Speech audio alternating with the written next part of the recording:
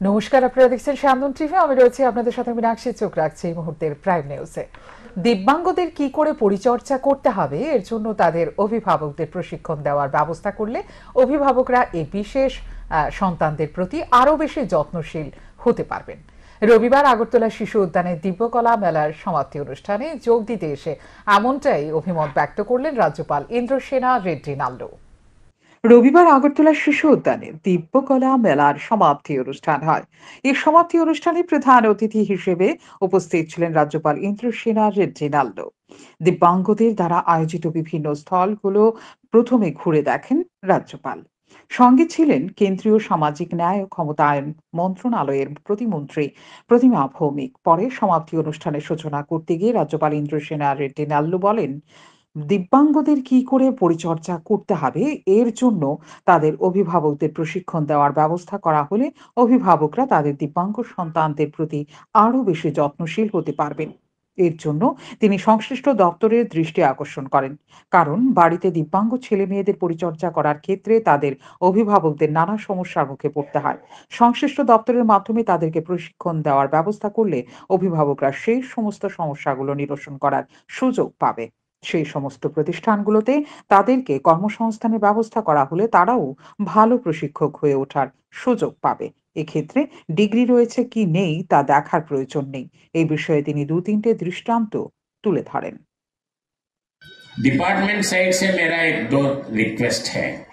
जो पेरेंट्स आते हैं उन लोगों को धीरे धीरे ये इंस्टीट्यूशंस में रहने के लिए कैसे बताते हैं, कैसे मैनर सिखाते हैं, कैसे खाना, कैसे बैठना, कैसे ये करना सिखाते हैं। पेरेंट्स के लिए यही बहुत प्रॉब्लम होता है घर में। तो उनको जब उधर रह के ये देखते हैं तो वो स्लोली घर में भी वही करते हैं और ये बच्चों के लिए वो काम करते करते वो भी एक्सपर्ट्स बनते हैं। तो उन लोगों को अगर डिग्री है या नहीं, उनका पेशेंस देख के उन लोगों को आप इंस्टीट्यूशंस में कुछ वर्क दो, जो वर्क दे सकते हैं आप वर्क दो। They will be the good teachers for this type of institution. This is my feeling. এদিকে বক্তব্য রাখতে গিয়ে কেন্দ্রীয় সামাজিক ন্যায় ও ক্ষমতায়ন মন্ত্রণালয়ের প্রতিমন্ত্রী প্রতিমা ভৌমিক বলেন, 2022 সালের 2রা ডিসেম্বর নতুন দিল্লির কর্তব্য পথে শুরু হয়েছিল দিব্যাঙ্গদের দিব্যকলা মেলা। দিল্লির রাজপথকে কর্তব্য পথ নামকরণ করেছেন প্রধানমন্ত্রী নরেন্দ্র মোদী। আর কর্তব্য পথ তার যাত্রা শুরু করে দিব্যাঙ্গদের নিয়ে আয়োজিত দিব্যকলা মেলার মাধ্যমে। সেই থেকে আজ পর্যন্ত আগরতলায় 14 নম্বর মেলা অনুষ্ঠিত হয়েছে। 16 ফেব্রুয়ারি থেকে এই মেলা শুরু হবে গুজরাটে। দেশের প্রধানমন্ত্রী নরেন্দ্র মোদীর স্বপ্ন হচ্ছে দিব্যাঙ্গদের আত্মনির্ভর করা। আর দিব্যাঙ্গদের আত্মনির্ভর করার জন্য এই ধরনের দিব্যকলা মেলার মধ্য দিয়ে 9,59,00,000 টাকার ঋণ দেওয়া হয়েছে।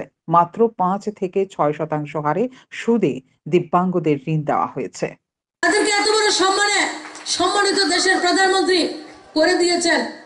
এই সরকার আসার পরে দিব্যাঙ্গ কর্পোরেশনে কিভাবে মানুষকে এগিয়ে নিয়ে যাওয়া যায়, তাদেরকে স্কিল ডেভেলপমেন্ট করানো, পড়াশোনার মধ্যে 4% 3% রিজার্ভেশন ছিল, 4% করা হয়েছে। চাকরিতে 3% রিজার্ভেশন ছিল, ওটাকে 5% করা হয়েছে।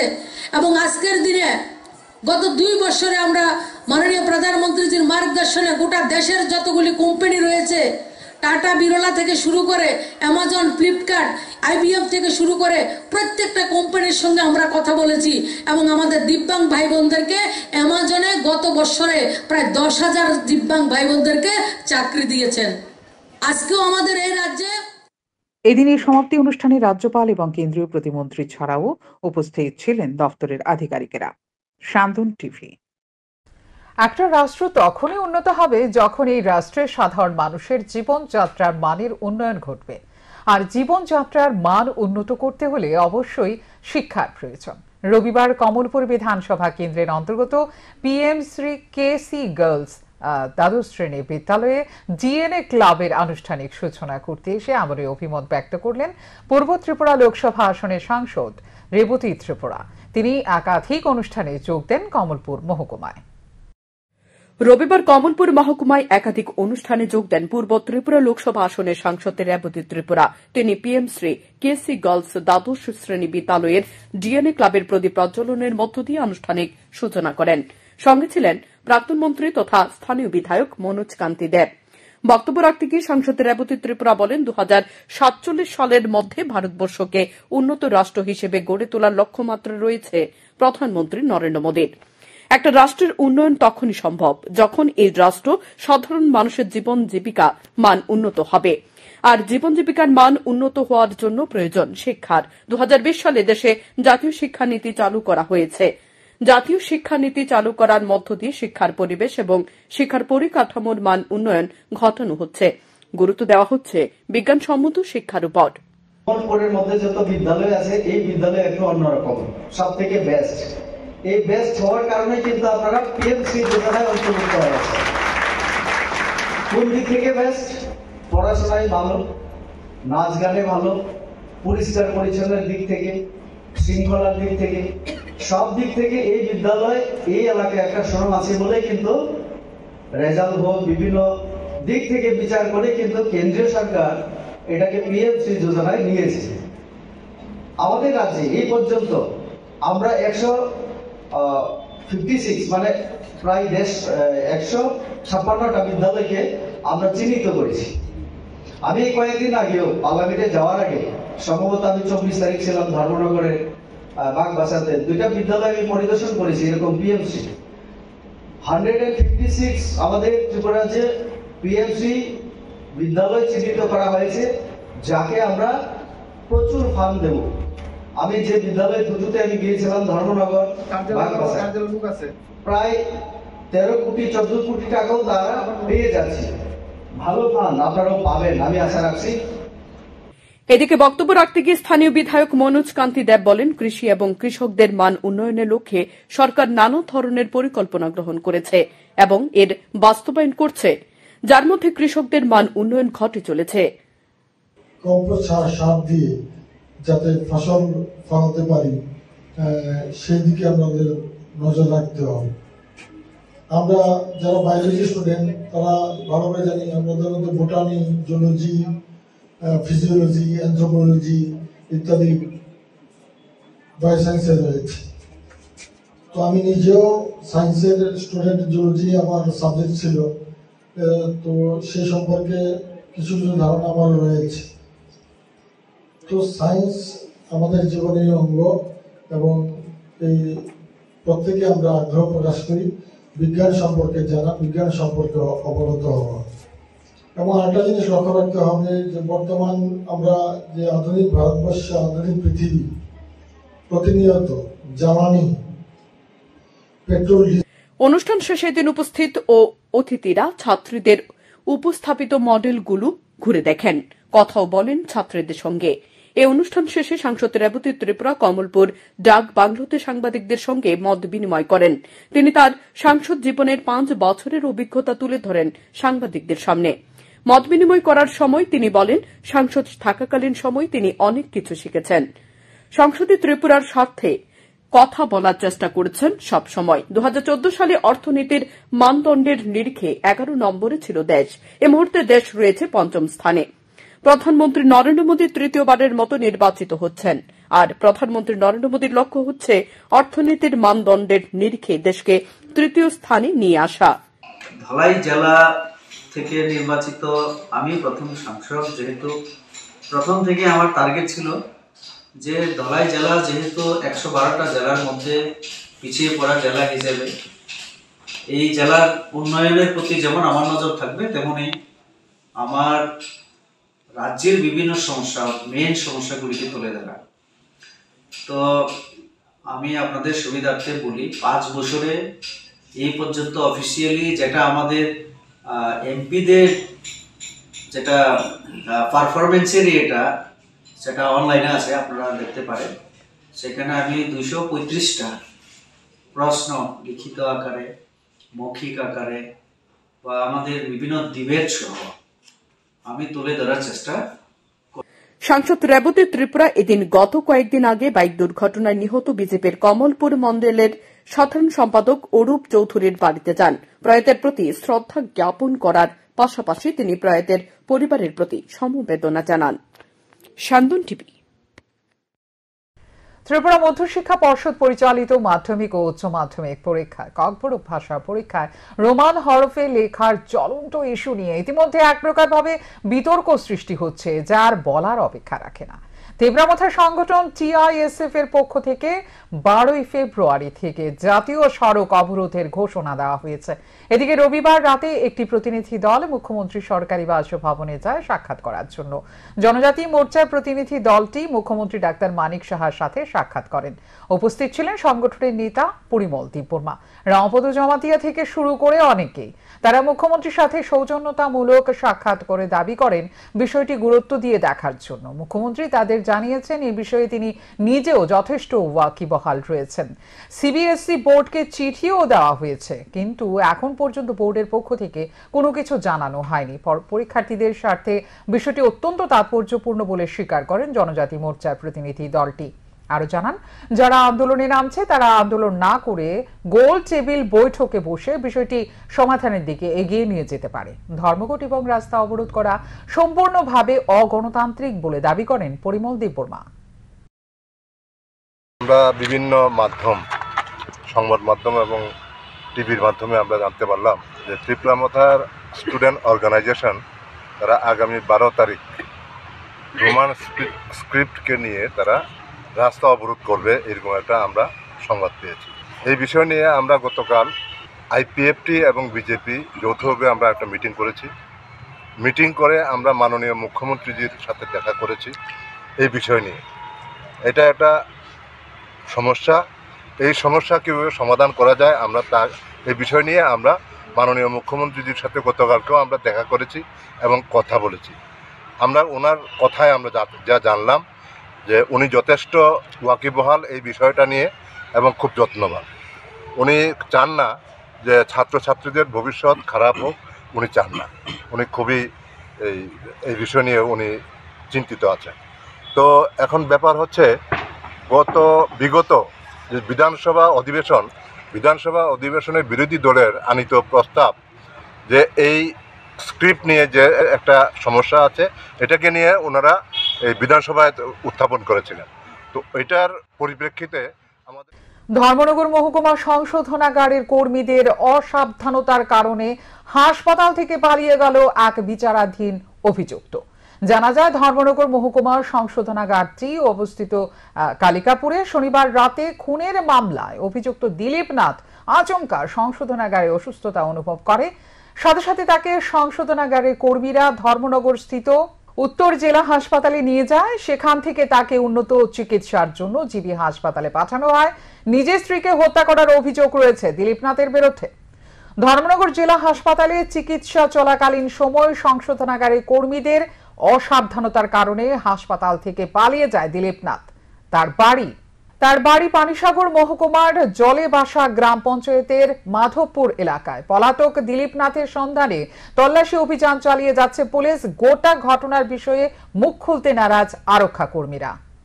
রবিবার আগরতলা প্রেস ক্লাবে Medica hospital oncology and senior consultant তথা ডিরেক্টর ডাক্তার সৌরভ দত্ত এক সাংবাদিক সম্মেলনে জানিয়েছেন ক্যান্সার চিকিৎসার ক্ষেত্রে একটি গুরুত্বপূর্ণ ভূমিকা পালন করে চলেছে এই চিকিৎসা প্রতিষ্ঠান। মেডিকা অঙ্গ নির্দিষ্ট ক্যান্সার সার্জারি, সেরা চিকিৎসকদের সহায়তায় ক্যান্সার শনাক্তকরণ এবং চিকিৎসার জন্য সর্বোত্তম শ্রেণীর প্রযুক্তিতে অগ্রণী ভূমিকা নিয়েছে। মেডিকা অঙ্কোলজিতে তারা উত্তর পূর্ব এবং পূর্ব ভারতে ক্যান্সার চিকিৎসার শ্রেষ্ঠ সুযোগ সুবিধাগুলো প্রদান করে চলেছে খুব সহজেই। সাংবাদিক সম্মেলনে এদিন তিনি ক্যান্সার চিকিৎসা সংক্রান্ত আরো বিভিন্ন তথ্য তুলে ধরেন। আপনারা সবাই জানেন পূর্ব ভারত বা আমাদের পূর্ব ভারতে চিকিৎসার ক্ষেত্রে একটা অত্যন্ত গুরুত্বপূর্ণ ভূমিকা সবসময় নিয়ে থাকে এবং প্রায় পূর্ব ভারতের 4টি বড় হসপিটাল মেডিকেল আছে। তার মধ্যে 4টি নয় 5টা। কলকাতায় খুব বড় মেডিকা সুপার স্পেশালিটি হসপিটাল, আমাদের শিলিগুড়িতে একটি ক্যান্সার হসপিটাল আছে এবং একটি মাল্টি স্পেশালিটি হসপিটাল, রাঁচিতে একটি ক্যান্সার হসপিটাল এবং উড়িষ্যার কলিঙ্গ নগরে আমাদের একটি হসপিটাল রয়েছে। তো মেডিকা আগে ক্যান্সার মানে খুব বিখ্যাত, তাদের cardiology, cardiothoracic surgery, orthopaedic, neurosurgery এগুলো নিয়ে খুব বিখ্যাত। কিন্তু মেডিকার আগে কখনো সেইভাবে অনকোলজি নিয়ে ফোকাস ছিল না। তো 2021 সালে আমরা জয়েন করি এবং মেডিকা বর্তমানে একটি মেডিকা সুপার স্পেশালিটি হসপিটালের সাথে একটি খুব বড় বিল্ডিং 10 তলা করেছে, ডেডিকেটেড টু ক্যান্সার, যেখানে আমরা কাজ করি। অগস্ট মাসে মাননীয় পশ্চিমবঙ্গের মুখ্যমন্ত্রী মাননীয় মমতা বন্দ্যোপাধ্যায় যার উদ্বোধন করেছে এবং তো আমরা সেই হসপিটালের পক্ষ থেকে এসেছি। আমি নিজেও হেড নেক ক্যান্সার সার্জন।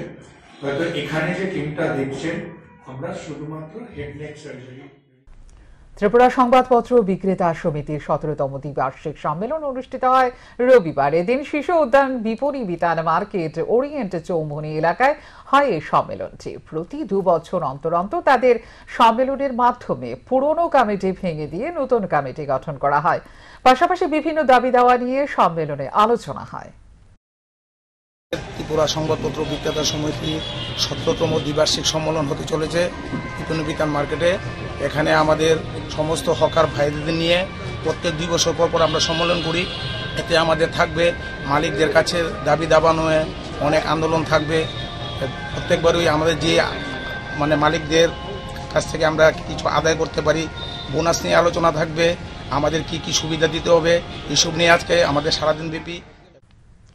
রবিবার আগরতলা শহরের বিভিন্ন স্কুলের মাধ্যমিক এবং উচ্চ মাধ্যমিক পরীক্ষায় বসতে চলা দুস্থ ছাত্রছাত্রীদের মধ্যে বিনামূল্যে টেস্ট পেপার বিতরণ করা হয়। অখিল ভারতীয় বিদ্যার্থী পরিষদে ত্রিপুরা ইউনিভার্সিটি ইউনিটের উদ্যোক্তা বিভিন্ন বিদ্যালয়ের মাধ্যমে বাছাই করা 45 জন পরীক্ষার্থীর হাতে তুলে দেওয়া হয় টেস্ট পেপার। ত্রিপুরা প্রদেশ ইউনিভার্সিটির ইনচার্জ গৌরব দাস জানিয়েছেন, পরীক্ষার্থীরা যাতে ভালো ফলাফল করতে পারে এর জন্যই তাদের এই উদ্যোগ।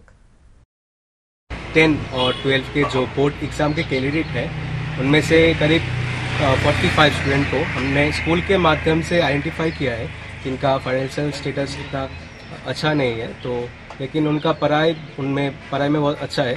तो ऐसे 45 स्टूडेंट को हम टेस्ट पेपर और सोल्यूशन दे रहे हैं ताकि उनका लास्ट मोमेंट में एग्ज़ाम का प्रिपरेशन अच्छा हो और वो अच्छी तरीके से अपना एग्ज़ाम दे। আবারও জয়ী সাংবাদিক ক্রিকেটারদের দল জার্নালিস্ট রিক্রিয়েশন ক্লাব 16 ওভারে 141 রানের টার্গেট ছুড়ে দিয়ে টিএনজিসিএল ও অনেকটা চ্যালেঞ্জিং বাতাবরণ তৈরি করেছিল। রাত দিন এক করে পেশাগত দায়িত্ব পালনে ব্যস্ততার মধ্যেও থেকেও নিয়মিত প্রীতি ক্রিকেটে লেগে থাকা 2 দল টিএনজিসিএল ও জেআরসির মধ্যে রবিবারে প্রীতি ক্রিকেট ম্যাচটি বেশ উপভোগ্যকর ছিল। স্থানীয় ভোলাগিরি মাঠে প্রথমে ব্যাটিং করতে নেমে টিএনজিসিএল এর নির্ধারিত 16 ওভারে 8 উইকেট 140 রান সংগ্রহ করে। দলের পক্ষে সত্যজিৎ সূত্রধরের 37 রান, সৌরভ বুদ্ধের 28 রান, অধিনায়ক প্রশান্ত দত্তের 26 রান এবং পৃথ্বীরাজ ভট্টাচার্যের 17 রান উল্লেখযোগ্য। জেআরসির বোলিংয়ে বিশ্বজিৎ দেবনাথ 3টি, অভিষেক দে ও দিব্যেন্দু দে 2টি করে উইকেট পান। এছাড়া অনির্বাণ দেব পেয়েছে 1টি উইকেট। জবাবে ব্যাট করতে নেমে ওপেনিং জুটির মেঘঢং দেব ও সুব্রত দেবনাথ তেমন আশাপ্রদ সূচনা করতে না পারলেও মৃদুল চক্রবর্তী ও বাপন দাসের জুটি অত্যন্ত দৃঢ়তাপূর্ণ ব্যাটিং পারফরমেন্স উপহার দিয়ে দলকে জয়ের লক্ষ্যে পৌঁছায়। মৃদুল 74 রানে অপরাজিত থেকে দলকে জয়ী করার পাশাপাশি ম্যান অব দ্য ম্যাচের খেতাবও পেয়েছে। বাপন দাসের অপরাজিত 50 রানও যথেষ্ট উল্লেখের দাবি রাখে। টিএনজিসিএল এর পৃথ্বীরাজ ও সত্যজিৎ 1টি করে উইকেট পেয়েছেন। জেআরসির অন্যান্যদের মধ্যে প্রসেনজিৎ সাহা, মিল্টন ধর, সুমন সাহা, অভিষেক দেববর্মা এবং জাকির হোসেনের সম্মিলিত পারফরমেন্স দলকে দুর্দান্ত জয় এনে দিয়েছে। খেলা শেষে মাঠে এক বর্ণাঢ্য অনুষ্ঠানে টিএনজিসিএল এর CFO and HOD Subrata Debnath, deputy manager Prithviraj Bhattacharya ও প্রশান্ত দত্ত এবং জার্নালিস্ট রিক্রিয়েশন ক্লাবের সভাপতি তথা সিনিয়র সাংবাদিক সুপ্রভাত দেবনাথ, সম্পাদক অভিষেক দেব প্রমুখ বিজয়ীদের হাতে সদৃশ্য ট্রফি তুলে দেন। টিএনজিসিএল এর পক্ষে সিএফও সুব্রত দেবনাথ এবং জেআরসির পক্ষে অভিষেক দে সংক্ষিপ্ত বক্তৃতায় সংশ্লিষ্ট সকলকে ধন্যবাদ জ্ঞাপনের পাশাপাশি আগামী দিনে আরো সাড়া জাগানো প্রীতি ক্রিকেট ম্যাচ আয়োজনের প্রত্যাশা ব্যক্ত করেন। আসলে এটা অভিষেক বাবু যেটা বললেন, খেলার অফিসের আমরা বিভিন্ন কাজে এত ব্যস্ততা থাকি, খেলার সাথে জড়িত থাকা এটা শরীরকে মনকে খুব আনন্দিত করে। যারা খেলার সাথে জড়িত থাকতে চায় ওরা খেলা হলে আসবেই, খেলুক না খেলুক মাঠে দেখার জন্য আসবে। তো জার্নালিস্ট জিআরসির সাথে আর টিএনজিসিএলের সাথে প্রত্যেক বছরই আমরা খেলি। খেলাটা আমরা খুব আনন্দ গর্ব ফিল করি যে আমরা এত ভালো আন্ডারস্ট্যান্ডিং থাকে। আমরা প্রত্যেক বছর যে ব্যস্ততার মধ্যেও একটা দিন ছুটির দিনে এসে আনন্দ উপভোগ করি খেলার মাধ্যমে। হার জিতটা বড় কথা না, যদিও সবসময় জার্নাল রিক্রিয়েশন ক্লাবই জিতে যাচ্ছে, ওরা খুব ভালো টিম, মাঠে রেগুলারলি খেলছে, বাংলাদেশ যাচ্ছে। আমি তো চিনি, পেপারও দেখি, সেদিনও যে ওরা জিতেছে, তো বিশালগড়ের সাথে কত জিতেছিল। তো খুব ভালো, এটা দেখেও ভালো লাগে। তো আমি ওদেরকে আজকের যে ম্যাচটা ওরা এত ভালো খেলেছে, কংগ্রেচুলেশন জানাবো চ্যাম্পিয়ন হওয়ার জন্য, জেতার জন্য। পাশাপাশি টিএনজিসিএলের আমার টিমকে, আমার প্লেয়ারদেরকেও আমি মঞ্চ তো করবে না, টিএনজিসিএলের টিম এই মাঠে আসে, খেলাটাই মেন, সবাই মিলে যে আমরা খেলছি এটা হচ্ছে সবচেয়ে বড় কথা। এটা এইভাবে আমরা চালিয়ে যাব। নেক্সটে আমরা দেখি আবার আমাদের managing director, MD, director commercial ওরা থাকলে আর ভালো হবে। আমাদের সুযোগ করে দিয়েছে আজকে একটি দিন খেলার জন্য।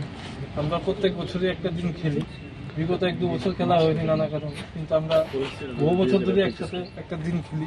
একটা দিন আমাদের মধ্যে আমরা দিন আনন্দ করি, একটা রিলেশনশিপ বন্ডিংয়ের চেষ্টা করি টিএনজিসিএল এবং প্রেস কমিউনিটির মাধ্যমে।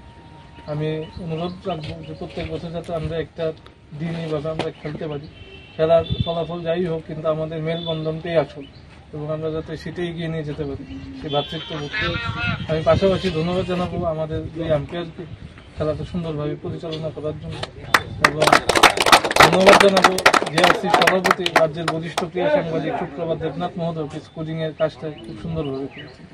আবারও টিএনজিসিএলকে ধন্যবাদ এবং গোটা জিআরসি দলকেও ধন্যবাদ যে আমরা এইভাবে একটি খেলা উপভোগ করতে। ব্যাপক উৎসাহ উদ্দীপনার মধ্য দিয়ে সম্পন্ন হলো কমল কাপ ক্রিকেটের আসর। চ্যাম্পিয়ন হলো নীলজ্যোতি ট্রাভেলস। রবিবার আসরের ফাইনালে নীলজ্যোতি ট্রাভেলস হারিয়ে দিয়েছে বণিক ব্রাদার্সকে। প্রথমে ব্যাট করতে নেমে বণিক ব্রাদার্স 181 রান করে, জবাবে নীলজ্যোতি ট্রাভেলস 182 রান করে চ্যাম্পিয়নশিপ দখল করে। দুপুরে আসরের ফাইনাল ম্যাচের সূচনা করেন রাজ্যের মুখ্যমন্ত্রী অধ্যাপক ডাক্তার মানিক সাহা। উপস্থিত ছিলেন ভারতীয় জনতা পার্টির প্রদেশ আগরতলা পুর নিগমের মেয়র দীপক মজুমদার, স্থানীয় বিধায়ক তথা রাজ্য বিধানসভার উপাধ্যক্ষ রামপ্রসাদ পাল। আজকে এই নিয়ে আমি 3 বার এখানে সূর্যমণি নগরের এই ময়দানে এই কমল কাপ যে টুর্নামেন্ট, সেখানে আমি এসেছি। এবারও তার ব্যতিক্রম নয়। তো আমি সর্বপ্রথম এখানে এই সূর্যমণি নগরের মাননীয় বিধায়ক, ওনাকে আমি ধন্যবাদ দিতে চাই, কারণ ওনার কারণেই এই ধরনের টুর্নামেন্ট এবং ওনার মস্তিষ্কের থেকে এই ধরনের একটা আইডিয়া এসছে। আমি রামপ্রসাদ বাবুকে আমি দেখেছি এই ধরনের ইনোভেটিভ আইডিয়া ওনার সবসময় থাকে, এবং যারা এই কমিটিতে যুক্ত আছে, এই টুর্নামেন্ট করার জন্য যারা যুক্ত, তাদেরকে আমি ধন্যবাদ দেব। কথা হবে না, খেলা হবে, বেশি ভাষণ এখানে দেওয়া যাবে না। কাজে খেলা আমি বলবো যে এখনই শুরু হোক। সবাইকে ধন্যবাদ। ফাইনাল ম্যাচ শেষে পুরস্কার বিতরণী অনুষ্ঠানে উপস্থিত ছিলেন প্রাক্তন উপমুখ্যমন্ত্রী জিষ্ণু দেববর্মন, বিধায়ক রামপ্রসাদ পাল। চ্যাম্পিয়ন নীলজ্যোতি ট্রাভেলসের হাতে সদৃশ্য ট্রফি সহ প্রাইজ মানি তুলে দেন প্রাক্তন উপমুখ্যমন্ত্রী জিষ্ণু দেববর্মন। রানার্স দলের হাতে ট্রফি সহ প্রাইজ মানি তুলে দেন বিধায়ক রামপ্রসাদ পাল। এছাড়া ম্যান অব দ্য ম্যাচের ফাইনাল এবং ম্যান অব দ্য টুর্নামেন্টের পুরস্কারও তুলে দেন তারা। এখনকার মতো এই মুহূর্তের সংবাদ এই পর্যন্ত। অন্যান্য আপডেটস দেখার জন্য অবশ্যই নজর রাখতে হবে সান্দন টিভির পর্দায়। সান্দন টিভি, দায়বদ্ধতায় যার ঐতিহ্য।